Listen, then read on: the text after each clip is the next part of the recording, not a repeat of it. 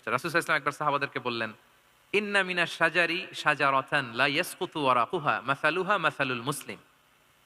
রাসূল সাল্লাল্লাহু আলাইহি ওয়াসাল্লাম জিজ্ঞেস করলেন, তোমরা কি কেউ বলতে পারবা? বৃক্ষরাজির মধ্যে একটা বৃক্ষ আছে, মানে গাছের মধ্যে একটা গাছ আছে যেই গাছের কখনো পাতা ঝরে না। ওই গাছের পাতা কখনো ঝরে না। এর দৃষ্টান্ত হচ্ছে মুসলিমের দৃষ্টান্তের মতো।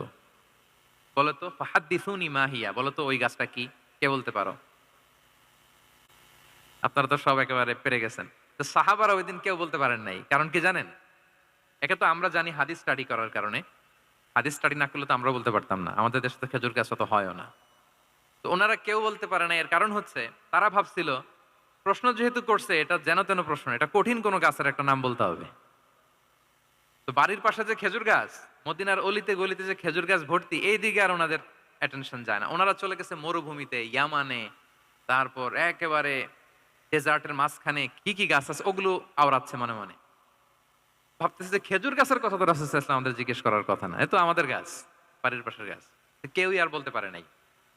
এরপর রাসূল সাল্লাল্লাহু আলাইহি ওয়াসাল্লাম যখন দেখলেন সবাই অপারগ, রাসূল সাল্লাল্লাহু আলাইহি ওয়াসাল্লাম বললেন, ইন্নাহা আন নাখলা, এটা হচ্ছে খেজুর গাছ।